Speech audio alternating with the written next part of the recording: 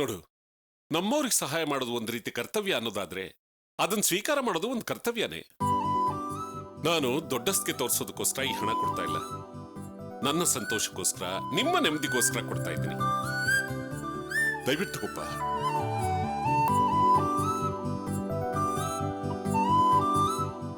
ಸರಿ ಮವ, ನಿಮ್ ಸಂತೋಷಕ್ಕೋಸ್ಕರ ಈ ಹಣನ ತಗೋತಾ ಇದ್ದೀನಿ. ಆದ್ರೆ ಇನ್ನೆರಡು ತಿಂಗಳಲ್ಲಿ ಬಡ್ಡಿ ಸಮೇತ ಈ ಹಣನ ವಾಪಸ್ ಕೊಡ್ತೀನಿ. ಆಗ ನೀವು ತಗೋಬೇಕು. ತಗೋತೀನಿ ಅಂತ ಹೇಳಿ ಮವ, ಆಗ ನಾನು ದುಡ್ಡನ್ನ ತಗೋತೀನಿ. ನಾಳೆ ನಾಳೆ ನೋಡ್ಕೊಂಡ್ರಾಯ್ತು, ಈಗ ತಗೋ.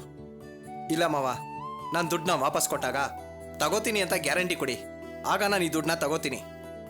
ರಂಜಿತ್, ಬಡ್ಡಿಗೆ ದುಡ್ಡು ತಗೊಳ್ಳೋದು ತಪ್ಪು.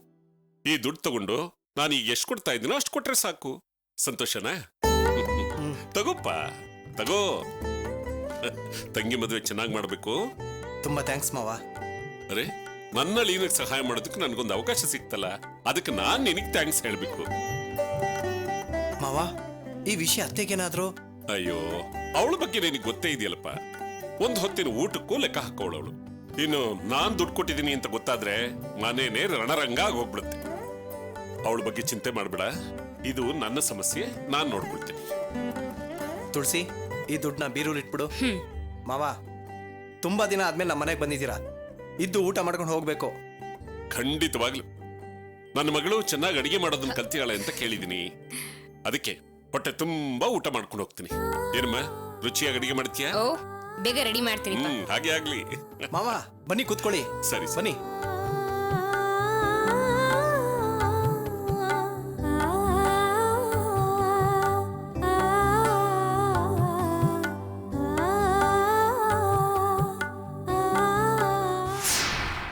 ತಗೊಳಮ್ಮ. ಏನು ಇದು? ಅಮ್ಮ, ದುಡ್ಡು ಏನ್ ಮಾಡೋದು ಅಂತ ನೀನ್ ಚಿಂತೆ ಮಾಡ್ತಾ ಇದ್ದಲ್ಲ, ಈಗ ಸಿಕ್ಕಿದೆ ನೋಡಮ್ಮ. ಅಲ್ಲ, ಇಷ್ಟೊಂದು ದುಡ್ಡು ಎಲ್ಲಿಂದ ಬಂತು? ರೆಡಿ ಮಾಡೋದು ತುಂಬಾ ಕಷ್ಟ ಅಂತ ಹೇಳಿದ್ದೆ. ಅಮ್ಮ, ತುಳಸಿ ಅವರಪ್ಪ ಕೊಟ್ರಮ್ಮ. ನೀನ್ ಯಾಕೋ ಅವ್ರನ್ನ ಕೇಳಕ್ ಹೋಗಿದ್ದೆ? ಅಮ್ಮ, ನಾನೇನು ಅವ್ರ ಹತ್ರ ಕೇಳಲಿಲ್ಲ ಅಮ್ಮ. ಅವರೇ ಮನೆ ಪತ್ರನ ಅಡ ಇಟ್ಟು 4 ಲಕ್ಷ ರೂಪಾಯಿ ಹಣನ ತಂದ್ಕೊಟ್ಟಿದ್ದಾರೆ. ನಾನು ಇದನ್ನ ಸಾಲ ಅಂತ ತಗೊಂಡಿದ್ದೀನಿ. ಇನ್ನೊಂದು 2 ತಿಂಗಳಲ್ಲಿ ಅವ್ರಿಗೆ ವಾಪಸ್ ಕೊಟ್ಬಿಡ್ತೀನಿ. ಅಮ್ಮ, ಅದು ವೆಂಕಟಾಚಲ ಸರ್ ನನಗೋಸ್ಕರ ಆಸ್ಪತ್ರೆ ಖರ್ಚು ಮಾಡಿದ್ರಲ್ಲ, ಆ 2 ಲಕ್ಷ ರೂಪಾಯಿನ ವಾಪಸ್ ಕೇಳ್ತಾ ಇದ್ದಾರೆ. ಅದಕ್ಕೆ ಬೇರೆ ದುಡ್ಡನ್ನ ಎತ್ತಿಟ್ಟಿದ್ದೀನಿ. ಅದ್ರಲ್ಲಿ ಮಿಕ್ಕಿರೋ ದುಡ್ಡೇ ಇದಮ್ಮ. ಇಷ್ಟರಲ್ಲೇ ಹೇಗಾದ್ರೂ ಮಾಡಿ ನಮ್ಮ ಲಾವಣಿ ಮದುವೆನ ಚೆನ್ನಾಗಿ ಮಾಡಿ ಮುಗಿಸ್ಬೇಕು. ಆಮೇಲೆ ಅಮ್ಮ, ಇನ್ನೊಂದು ಮುಖ್ಯವಾದ ವಿಷಯ, ಈ ಚಾರು ಏನು ಮಾಡಿದಾಳೆ ಅಂತ ಗೊತ್ತಾ? ನನಗೋಸ್ಕರ ಅವ್ರ ಮನೇಲಿ ದುಡ್ಡು ಕೇಳಿದಾಳೆ. ಹಾ, ಫೋನ್ ಮಾಡಿದಾಗ ಆ ವಿಷಯನ ನನ್ಗೆ ಹೇಳಿದ್ಲು. ಅವಳಿಗೆ ಯಾಕಮ್ಮ ಈ ಬೇಡದೇ ಇರೋ ಕೆಲಸ ಎಲ್ಲ? ನಾನು ದುಡ್ಡಿಗೆ ಏರ್ಪಾಡು ಮಾಡ್ತೀನಿ ಅಂತ ಹೇಳಿದ್ದೆ ತಾನೇ ಅಮ್ಮ? ನೀನೇನಾದ್ರು ಅವಳ ಹತ್ರ ದುಡ್ಡು ಕೇಳಿದ್ಯಾ? ನಾನ್ ಯಾಕೆ ಅವಳನ್ನ ಕೇಳಲಿ? ನಮಗ್ ಸಹಾಯ ಆಗತ್ತೆ ಅಂತ ಅವಳೇ ಕೇಳಿರ್ತಾಳೆ. ಈಗೇನಾಯ್ತು ಅಂತ ಗೊತ್ತೇನಮ್ಮ? ಅವ್ರ ಮನೆಗೆ ಗೊತ್ತಿಲ್ದಿರೋ ಹಾಗೆ ಬ್ಯಾಂಕಲ್ಲಿ ದುಡ್ಡು ತೆಗ್ದಿದ್ದಾಳೆ. ಅವ್ರ ಅಪ್ಪಂಗೆ ಗೊತ್ತಾಗಿ ಫೋನ್ನ ನನಗೆ ಬಾಯಿಗೆ ಬಂದಂಗೆಲ್ಲ ಬೈದ್ರು. ಸರಿನಮ್ಮ, ಚಾರು ಮತ್ತೆ ಏನಾದ್ರು ಫೋನ್ ಮಾಡಿದ್ರೆ ದುಡ್ಡನ್ನ ಬೇಡ ಅಂತ ಹೇಳು. ಎಲ್ಲಾನು ನಾವೇ ಏರ್ಪಾಡು ಮಾಡಿದೀವಿ ಅಂತ ಹೇಳು. ಏನೇ ಇದ್ರು ಸಾಲ ಸೋಲ ಮಾಡಿ ನಾವೇ ತಾನೇ ಈ ಮದುವೆನ ಮಾಡಬೇಕು. ಬಿಗ್ರೆ, ಬನ್ನಿ ಬಿಗ್ರೆ. ಸಾಲ ಮಾಡಿ ಮದುವೆ ಮಾಡಬೇಕು ಅನ್ನೋ ಆಸೆನಾ ನಿಮ್ಗೆ? ಹಾಗಲ್ಲ ಬಿಗ್ರೆ, ಅದು ನಮ್ಮ ಕಡೆಯವ್ರು ಏನಾದ್ರೂ ಗಂಡಿಗೆ ಹೆಂಡಿಗೆ ಏನಾದ್ರೂ ಕೊಡಿ ಅಂತ ನಿಮ್ಮನ್ನ ಕೇಳಿದ್ರಾ? ಹಾಗೇನೂ ಇಲ್ಲ ಬಿಗ್ರೆ. ಮತ್ತ್ಯಾಕೆ ಸಾಲ ತಗೊಂಡು ಕಷ್ಟ ಪಡ್ತಾ ಇದ್ದೀರಾ? ಹಾ, ಈ ಹಣ ಯಾರ ಹತ್ರ ತಗೊಂಡಿದ್ರೋ ದಯವಿಟ್ಟು ವಾಪಸ್ ಕೊಟ್ಬಿಡಿ. ಅಯ್ಯೋ ಬಿಗ್ರೆ, ಇದನ್ನ ನಾವು ಸಾಲ ಅಂತ ತಗೊಂಡಿಲ್ಲ. ಇದು ರಂಜಿತ್ಗೆ ಬರ್ಬೇಕಾಗಿದ್ದ ದುಡ್ಡೆ. ಅವನು ಬೇರೆಯವರಿಗೆ ಸಾಲ ಅಂತ ಕೊಟ್ಟಿದ್ದ. ಈಗ ಮದುವೆ ಖರ್ಚಿಗೆ ಅಂತ ಆ ದುಡ್ಡನ್ನ ವಾಪಸ್ ತಗೊಂಡಿದ್ದಾನಷ್ಟೇ. ಬೀಗ್ರೆ, ಈಗಲೂ ಹೇಳ್ತಾ ಇದ್ದೀನಿ, ಮದುವೆನ ಅದ್ದೂರಿಯಾಗಿ ಮಾಡ್ಕೊಡ್ತೀರಿ ಅಂತ ನಾನು ಎದುರು ನೋಡ್ತಾ ಇಲ್ಲ. ಇರೋ ದುಡ್ಡಲ್ಲೇ ಮದುವೆ ಮಾಡಿದ್ರೆ ಸಾಕು. ನೀವು ತುಂಬಾ ದೊಡ್ಡ ಮನಸ್ಸಿಂದ ಮಾತಾಡ್ತಾ ಇದ್ದೀರಾ. ಕೇಳೋದಕ್ಕೆ ನಮ್ಗೆ ಸಂತೋಷ ಆಗ್ತಿದೆ ಬಿಗ್ರೆ. ಆದ್ರೂ ಸಂಪ್ರದಾಯ ಅಂತ ಒಂದಿರುತ್ತಲ್ವಾ? ಮೊದಲೇ ನಿಶ್ಚಯ ಆಗಿ ನಿಂತು ಹೋಗಿದ್ ಮದ್ವೆ ಇದು. ಆ ಭಗವಂತನ ದಯೆಯಿಂದ ಮತ್ತೆ ನಡೀತಾ ಇದೆ. ಅದಕ್ಕೆ ಒಂದು ಲೋಪನೂ ಆಗ್ಬಾರ್ದು ಅಂತ ಎಲ್ಲ ಕಾಳಜಿಯಿಂದ ಮಾಡ್ತಾ ಇದೀವಿ. ಮಗಳು ಮದ್ವೆಗೆ ಅಂತ ನಾವು ಏನಾದ್ರೂ ಮಾಡಿದ್ರೆ ತಾನೆ ನಮಗೂ ಸಂತೋಷ ಆಗೋದು. ನೀವು ಕಷ್ಟ ಪಡಬಾರ್ದು ಅನ್ನೋದಕ್ಕೋಸ್ಕರನೇ ನಾನು ಹಾಗೆ ಹೇಳ್ತಾ ಇದ್ದೀನಿ. ಆದ್ರೂ ಮಗಳಿಗೆ ಮದುವೆ ಮಾಡೋದ್ರಲ್ಲಿ ನಿಮ್ಗೆ ಸಂತೋಷ ಇದೆ ಅನ್ನೋದಾದ್ರೆ ನಾನು ಇದಕ್ಕೆ ತಲೆ ಕೆಡಿಸ್ಕೊಳ್ಳೋದಿಲ್ಲ. ಒಂದು ವಿಷಯ ತಿಳ್ಕೊಳ್ಳಿ, ಈ ಮದುವೆಯಲ್ಲಿ ಏನಾದ್ರೂ ತೊಂದರೆ ಆಗಬಹುದು ಅಂತ ನೀವು ತಿಳ್ಕೊಂಡಿದ್ರೆ ಅದು ತಪ್ಪು. ನಿಂತು ಹೋಗಿ ಮತ್ತೆ ನಡೀತಾ ಇರೋ ಮದುವೆ ಇದು. ಆದ್ರೂ ನಾನೇ ಬಂದು ಹೆಣ್ಣು ಕೇಳಿ ನಾನೇ ಸ್ವತಃ ನಿಂತು ಮದುವೆ ಮಾಡ್ತಾ ಇರೋದ್ರಿಂದ ಏನು ತೊಂದರೆ ಆಗೋದಿಲ್ಲ. ನೀವು ನನ್ನ ನಂಬಿ. ನಿಮ್ಮೇಲೆ ಖಂಡಿತ ನಮಗ್ ನಂಬಿಕೆ ಇದೆ ಬೀಗ್ರೆ. ಮತ್ತಿನ್ನೇನು, ಚಿಂತೆ ಬಿಟ್ಟು ಮದುವೆ ಕೆಲಸ ನೋಡಿ. ಇನ್ನೊಂದು ವಿಷಯ ಬೀಗ್ರೆ, ನಾನು ನಾಳೆ ನಮ್ಮ ನೆಂಟರ ಮನೆಗೆ ಪತ್ರಿಕೆ ಕೊಡಕ್ ಹೋಗ್ತಾ ಇದ್ದೀನಿ. ನೀವು ಜೊತೆಗೆ ಬಂದ್ರೆ ಚೆನ್ನಾಗಿರುತ್ತೆ. ಬರ್ತೀನಿ ಬೀಗ್ರೆ. ಯಾವಾಗ ಬರ್ಬೇಕು ಅಂತ ಹೇಳಿ. ನಾಳೆ ಬೆಳಿಗ್ಗೆನೆ ಬನ್ನಿ. ಸರಿ ಬೀಗ್ರೆ. ಸರಿ ಬೀಗ್ರೆ, ನಾನಿನ್ ಬರ್ತೀನಿ. ಏನಮ್ಮ ಮದುಮಗಳೇ, ನಾನಿನ್ ಬರ್ಲಾ? ಸರಿ ರಂಜಿತ್, ಬರ್ತೀನಪ್ಪ. ಆಯ್ತು ಸರ್. ರಂಜಿತ್, ನಿಮ್ಮ ಮಾವ ಕೊಟ್ಟಿದ್ದ ದುಡ್ಡನ್ನ ನಿನ್ ದುಡ್ಡು ಅಂತ ಹೇಳಿದೆ. ಅದಕ್ಕೆ ನಿನ್ಗೆ ಬೇಜಾರಿಲ್ಲ ತಾನೇ? ಹಾಗಲ್ಲ ಕಣೋ. ನಿಮ್ಮ ಮಾವನ ಹತ್ರ ಸಾಲ ತಗೊಂಡು ಈ ಮದ್ವೆ ಮಾಡ್ತಾ ಇದೀವಿ ಅಂತ ಹೇಳಿದ್ರೆ ಅವ್ರು ತಪ್ಪು ತಿಳ್ಕೊತಾರೆ. ಅದಕ್ಕೆ ನಾನು ಹಾಗೆ ಹೇಳ್ದೆ ಕಣೋ. ದಯವಿಟ್ಟು ತಪ್ಪು ತಿಳ್ಕೊಬೇಡ ಕಣೋ. ಛೇ, ನಾನೇನು ಹಾಗೆಲ್ಲ ಅನ್ಕೊಳಲ್ಲ ಬಿಡಮ್ಮ. ಈಗ ಬೀಗ್ರು ಏನ್ ಹೇಳಿದ್ರು ನೋಡ್ದ್ಯಾ? ಈ ಮದ್ವೆ ಖರ್ಚಿಗೆ ಅಂತ ಒಂದ್ ಕೌಡೆ ಕಾಸು ಕೂಡ ಖರ್ಚು ಮಾಡೋದ್ ಬೇಡ ಅಂತ ಹೇಳಿದ್ರು. ಅವರು ದೊಡ್ಡ ಮನಸ್ಸಿಂದ ಹೇಳಿದ್ರು ಸರಿ. ಹಾಗಂತ ನಾವು ಖಾಲಿ ಕೈ ಬೀಸ್ಕೊಂಡು ಹೋಗಕ್ಕಾಗ್ತೇನೋ? ನಾವು ಹಾಗೆ ಹೋದ್ರೆ ಜನ ಏನ್ ಅನ್ಕೋತಾರೆ ಹೇಳು? ನೋಡು, ಈ ದುಡ್ಡು ತಗೋ. ಇದನ್ನ ಚೌಟ್ರಿಗೆ ಕಟ್ಟಿ ಉಳಿದಿದ್ದ ಖರ್ಚನ್ನ ನೀನ್ ನಿಭಾಯಿಸು. ನೋಡ್ ರಂಜಿತಾ, ನಾವು ಅಲ್ಪ ಸ್ವಲ್ಪ ಖರ್ಚು ವಹಿಸ್ಕೊಂಡ್ರೆ ನಮಗೂ ಸ್ವಲ್ಪ ಮರ್ಯಾದೆ ಇರುತ್ತೆ. ಹೋದ್ ಮನೇಲಿ ಲಾವಣ್ಯನ್ಗೂ ಮರ್ಯಾದೆ ಇರುತ್ತೆ ಕಣೋ. ಸರಿ ಅಮ್ಮ, ನಾನು ಹೊರಡ್ತೀನಿ. ಸರಿ, ಬರ್ತೀನಿ ಲಾವಣ್ಯ. ಸರಿ ಅಣ್ಣ.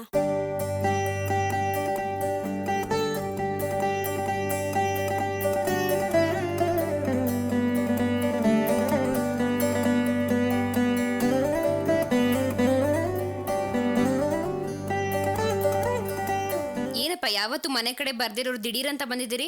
ಸುಮ್ನೆ ಹಾಗೆ ಬಂದಮ್ಮ. ಈಗ ಆರೋಗ್ಯ ಹೇಗಿದೆಪ್ಪ? ಪರವಾಗಿಲ್ಲಮ್ಮ. ಊಟಕ್ಕಿಂತ ಔಷಧಿ ಮಾತ್ರೆಗಳೇ ಸ್ವಲ್ಪ ಹೆಚ್ಚಾಗಿ ತಿನ್ಬೇಕಾಗಿದೆ. ಸರಿಪ್ಪ, ಕುಡಿಯೋದಕ್ಕೆ ಏನ್ ತಗೋತೀರಾ? Coffee, tea?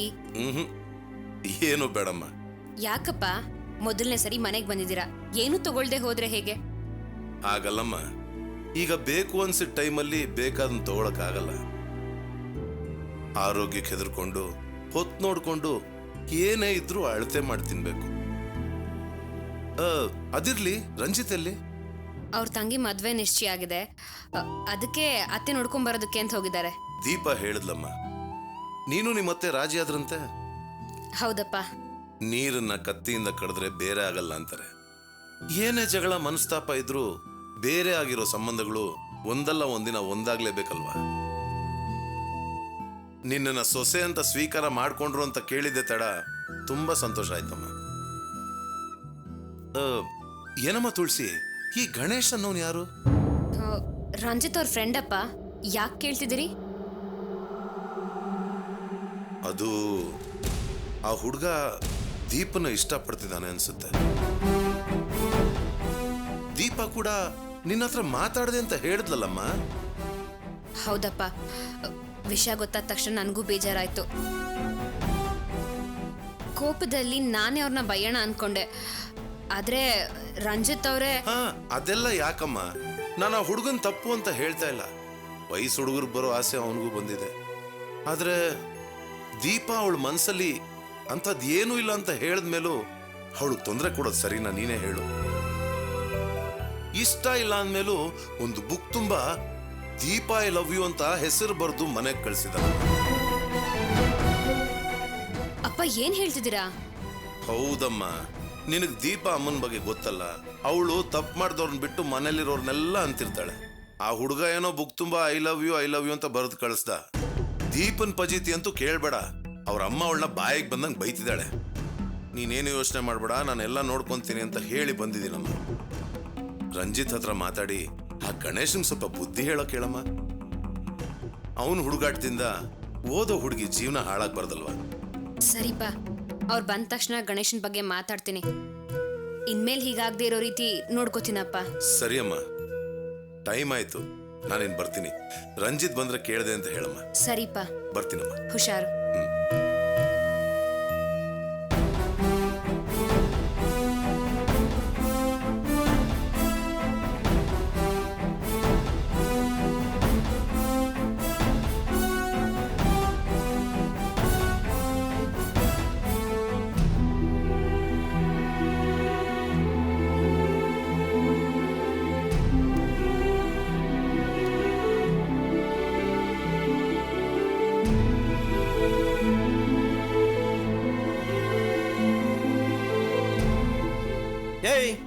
ಹುಚ್ಚಿಡ್ದಿದ್ಯೇನೋ ನಿನ್ಗೆ? ದೀಪ ನೀನ್ ಇಷ್ಟ ಇಲ್ಲ ಅಂತ ಹೇಳಿದಲ್ ತಾನೆ, ಮತ್ತ್ಯಾಕೆ ಹೋಗಿ ಅವಳನ್ನ ಟಾರ್ಚರ್ ಮಾಡ್ತೀಯಾ? ಲೋ ಯಾಕೋ ಕೂಗಾಡ್ತಾ ಇದೀಯಾ? ಸಮಾಧಾನದಿಂದ ಮಾತಾಡ. ಮತ್ತಿನ್ನೇನು ತಲೆ ಕೆಟ್ಟಿರೋ ಹುಚ್ಚಿನ ಥರ ಇವನು ತೋಚಿದ್ದೆಲ್ಲ ಮಾಡ್ತಾ ಇದ್ದಾನೆ. ಅದು ನೋಡ್ಕೊಂಡು ನಾನು ಸುಮ್ಮನಿರ್ಬೇಕು ಅಂತೀಯಾ? ಅಲ್ಲ, ಒಂದು ನೋಟ್ಬುಕ್ ತುಂಬ Deepa I love you Deepa I love you ಅಂತ ಬರೆದು ಅವ್ರ ಮನೆಗೆ ಕೊರಿಯರ್ ಮಾಡಿದ್ದಾನೆ ಈ ಮುಟ್ಟಾಳ. ನಾನೇನು ತಪ್ಪು ಮಾಡಿದೆ? ಲವ್ ಮಾಡೋರೆಲ್ಲ ಏನು ಮಾಡ್ತಾರೋ ನಾನು ಅದನ್ನೇ ಮಾಡಿದ್ದು. ಏ ಲೂಸು, ದೀಪ ನಿನ್ಗೆ ಇಷ್ಟ ಆದ್ರೆ ಮಾತ್ರ ಸಾಲಲ್ಲ ಕಣ, ದೀಪಂಗೂ ನೀನು ಇಷ್ಟ ಆಗ್ಬೇಕು ತಾನೆ.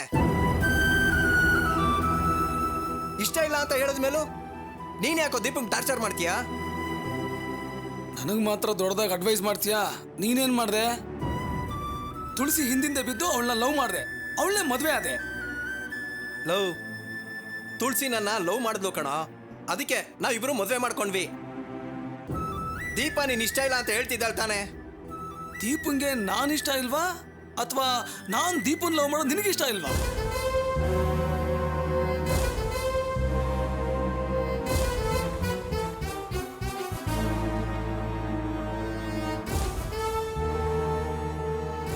ಲೋ ರಂಜಿತ್, ದೀಪ ನನ್ನನ್ನು ಲವ್ ಮಾಡ್ತಾಳೋ ಮಾಡಲ್ವೋ ಅದು ಬೇರೆ ವಿಷಯ.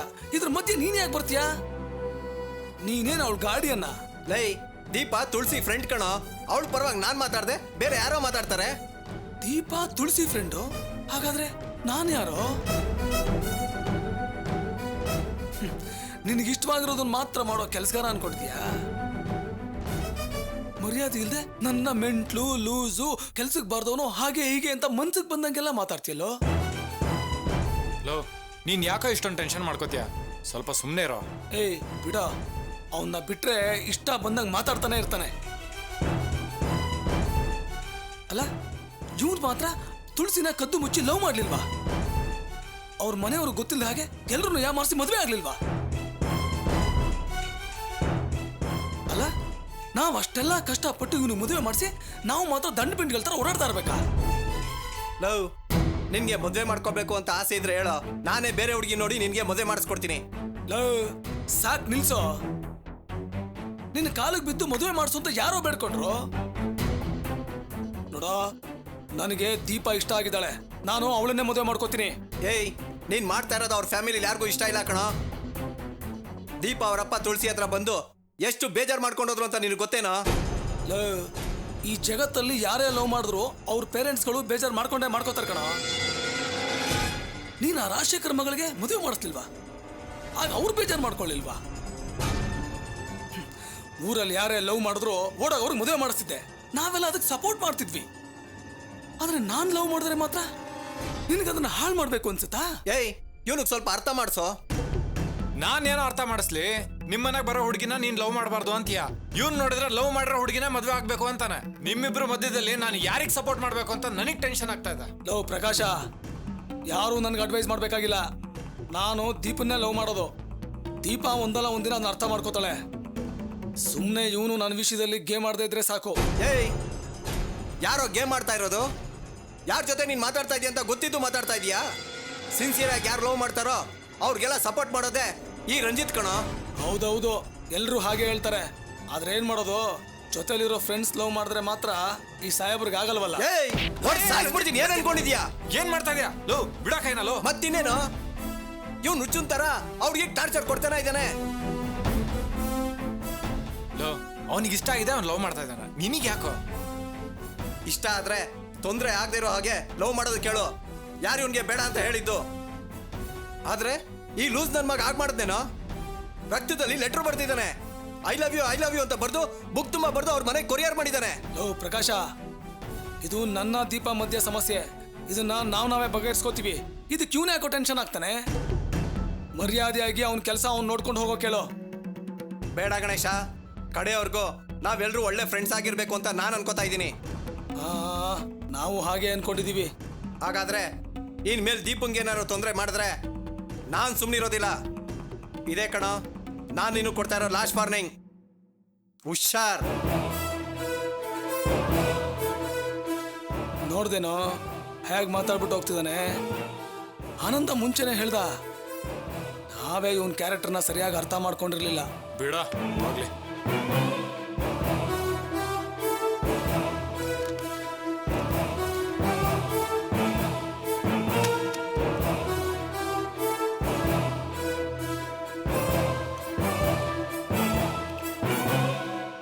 ಹೆಸರಿನವ್ರಿದ್ದಾರ?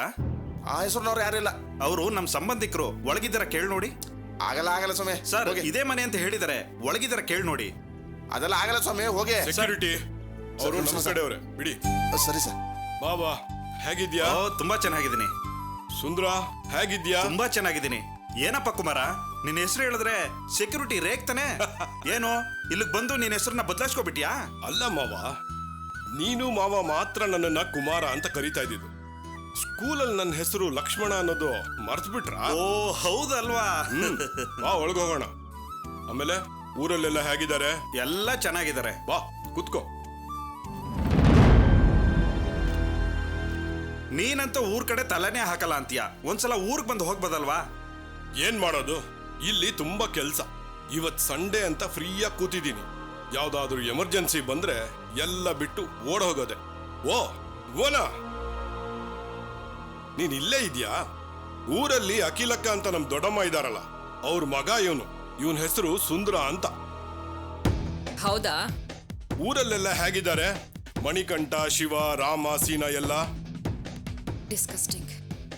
ಹೇಳದ್ನಲ್ಲ ಚೆನ್ನಾಗಿದ್ದಾರೆ ಅಂತ. ಹೆಸರು ಮಾತ್ರ ನೆನ್ಪಲ್ಲಿ ಇಟ್ಕೊಂಡಿದ್ಯಾ, ಅವ್ರನ್ನ ಬಂದ್ ನೋಡೋದ್ ಮಾತ್ರ ಮರ್ತ್ಬಿಟ್ಟಿದ್ಯಾ. ಏನ್ ಮಾಡೋದು, ಕೆಲ್ಸ ಅಷ್ಟೊಂದಿದೆ ಇಲ್ಲಿ. ತಲೆ ಹೋಗೋಷ್ಟು ಕೆಲಸ ಇರುತ್ತೆ, ಸಮಯ ಇಲ್ಲ ಅಂತ ಹೇಳ್ತೀಯ. ದುಡ್ಡು ಕಾಸು ಮುಖ್ಯ ಅಲ್ಲ, ಅವ್ರನ್ನ ಬಂದ್ ನೋಡೋದು ಕೂಡ ಮುಖ್ಯ. ಮತ್ತೆ ವ್ಯವಸಾಯ ಎಲ್ಲ ಹೇಗ್ ನಡೀತಾ ಇದೆ? ಅದು ದುಡಿಯೋನ್ಯಾರೋ ತಿನ್ನೋನ್ಯಾರೋ ಅನ್ನೋ ಹಾಗಾಗಿದೆ. ಆ ಜಾಗದ ಬಗ್ಗೆ ಸ್ವಲ್ಪ ಮಾತಾಡ್ಕೊಂಡು ಹೋಗೋಣ ಅಂತ ನಾನು ಇಲ್ಲಿಗೆ ಬಂದೆ. ಯಾವ ಜಾಗ? ರಂಗನಾಥ ಸ್ವಾಮಿ ದೇವಸ್ಥಾನದ ಪಕ್ಕ ನಿಮ್ಮ ಮಾವಂದೊಂದು ಜಾಗ ಇದೆಯಲ್ಲ, ಅದ್ ನೆನ್ಪಿದ್ಯಾ? ಓ, ಆ ಜಾಗ ಈಗ ಮಾರಾಟಕ್ಕಿದೆ. ಅದನ್ನ ಹೇಳ್ಬಿಟ್ಟು ಹೋಗೋಣ ಅಂತ ನಾನು ಇಲ್ಲಿಗೆ ಬಂದೆ.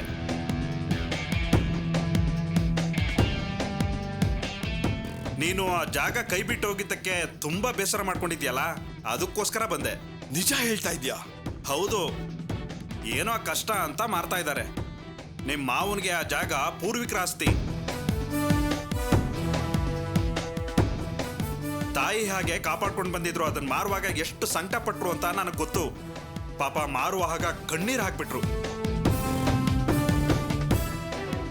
ನನಗೂ ಗೊತ್ತು, ನನ್ನನ್ನು ಓದಿಸ್ಬೇಕು ಅಂತಾನೆ ಆ ಜಾಗನ್ ಮಾರಿದ್ದು. ಮಾವ ನನಗೋಸ್ಕರ ಎಷ್ಟೋ ಮಾಡಿದ್ದಾರೆ. ಅವ್ರಿಲ್ದೆ ಹೋಗಿದ್ದಿದ್ರೆ ನಾನು ಹಳ್ಳಿನಲ್ಲಿ ಕೂಲಿ ಕೆಲಸ ಮಾಡಿಕೊಂಡು ಒಂದೊತ್ತು ಊಟಕ್ಕೂ ಕಷ್ಟಪಡ್ಬೇಕಾಗ್ತಿತ್ತು. ನಾನು ಈ ಸ್ಥಿತಿಲಿ ಇರೋದಿಕ್ಕೆ ಅವರೇ ಕಾರಣ. ನಿಮ್ಮ ಮಾವ ಕಷ್ಟಪಟ್ಟಿದ್ದನ್ನ ನೀನು ಇನ್ನೂ ಮರ್ತಿಲ್ವಲ್ಲ ನೋಡು. ಕೈ ಬಿಟ್ಟೋ ಜಾಗ ಈಗ ಮಾರಾಟಕ್ಕಿದೆ. ಅದನ್ನ ಏನ್ ಮಾಡೋದು ಅಂತ ಹೇಳು, ಮಾತಾಡಿ ಮುಗಿಸ್ಬಿಡ್ಲಾ? ರೀ, ಒಂದ್ ನಿಮಿಷ ಭುವನ,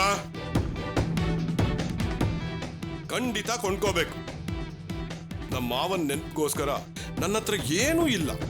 ಅದು ನಮ್ಮ ಮಾವ ನನಗೋಸ್ಕರ, ನನ್ನ ಓದ್ಗೋಸ್ಕರ ಮಾರಿದ ಜಾಗ. ಅದು ಬೆಲೆ ಎಷ್ಟು ಹೇಳ್ತಾ ಇದ್ದಾರೆ? 36 ಲಕ್ಷ ಹೇಳ್ತಿದ್ದಾರೆ. ಸ್ವಲ್ಪ ಚೌಕಾಸಿ ಮಾಡಿದ್ರೆ 33 ಲಕ್ಷಕ್ಕೆ ಕೊಡೋಕ್ ತಯಾರಾಗಿದ್ದಾರೆ.